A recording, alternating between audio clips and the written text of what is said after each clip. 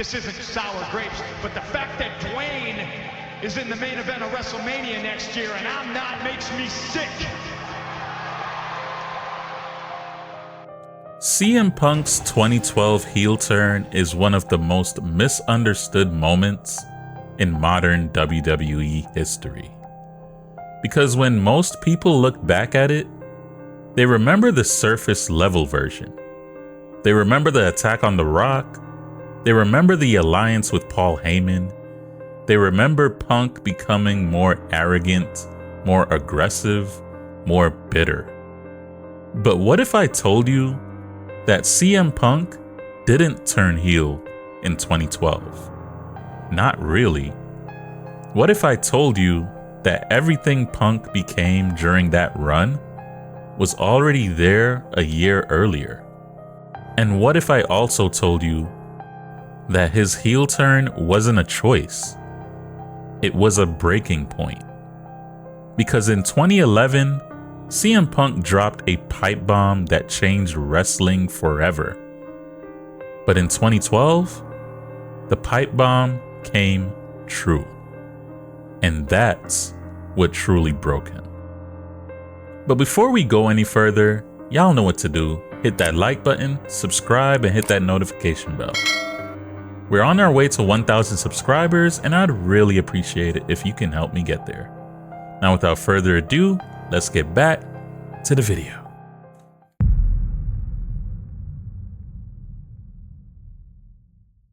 When CM Punk sat on the stage in 2011, he didn't just cut a promo. He exposed how he felt.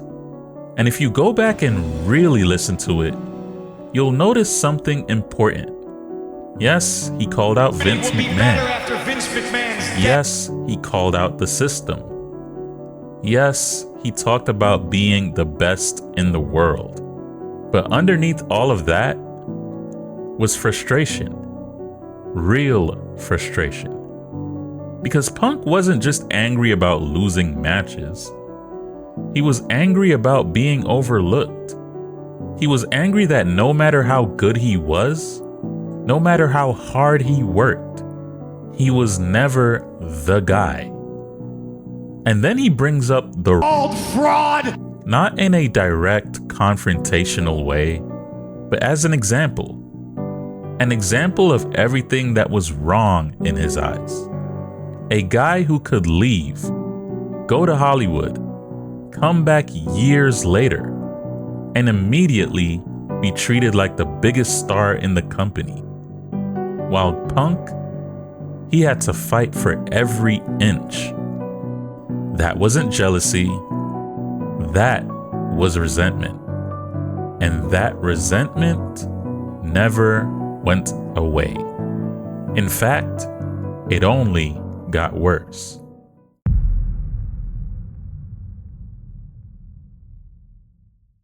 After the pipe bomb, CM Punk had the run of his life. This wasn't just a hot streak, it was dominance. A 434-day championship reign. Consistently great matches. Carrying weekly television. Punk wasn't just talking anymore, he was proving it. He was the most reliable performer in the entire company. The one fans could count on. The one who delivered every single time. And for a while, it felt like things were different. It felt like WWE had finally embraced him. Like the system had actually changed. But if you look closer, you start to notice the cracks. Because even as champion, CM Punk wasn't always treated like the most important person in the room. There were still moments where he felt secondary. Still moments where the spotlight shifted away from him. And those moments, they matter.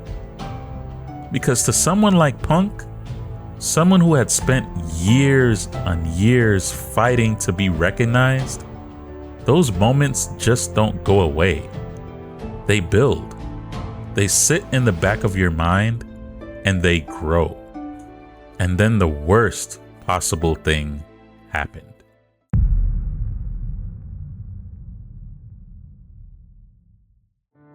When The Rock came back to WWE, it wasn't just exciting, it was triggering.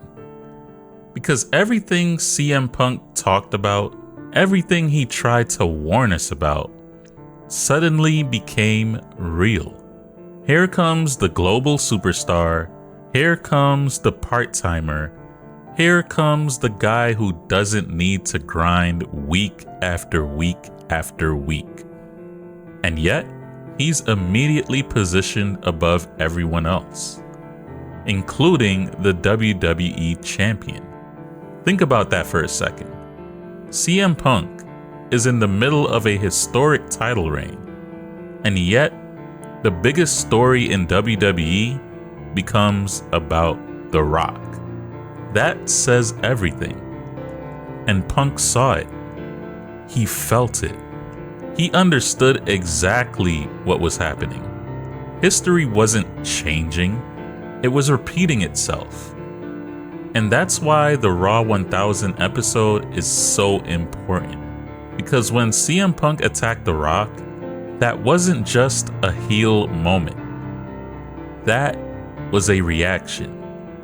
A reaction to everything that he's been holding in for over a year. That was the moment where frustration turned into action.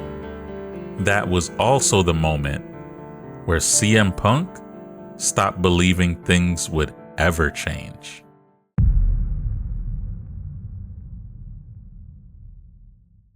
And this is where CM Punk's character becomes one of the most interesting characters in WWE history. Because he didn't suddenly become evil. He didn't wake up just one day and decide to be a bad guy. He slowly changed, week by week, promo by promo, moment by moment. You could see it in his tone. You could see it in his body language. You could hear it in the way he talked about respect. Respect. That word kept coming up. Respect. Respect. Because that's what this was really about. Not the title, not the spotlight. Respect. Respect. Punk wanted to be acknowledged as the best. Not just by the fans, but by WWE themselves. By Vince McMahon. By the system. And when Paul Heyman aligned with him, it added another layer. Because Heyman didn't challenge Punk. He didn't try to calm him down. If anything, he fueled him. He reinforced the idea that Punk was right. That he was being disrespected. That the system was broken. And when you have someone constantly validating your frustrations, those frustrations don't go away. They intensify. And that's exactly what happened to CM Punk. He wasn't becoming someone new. He was becoming more of who he already was.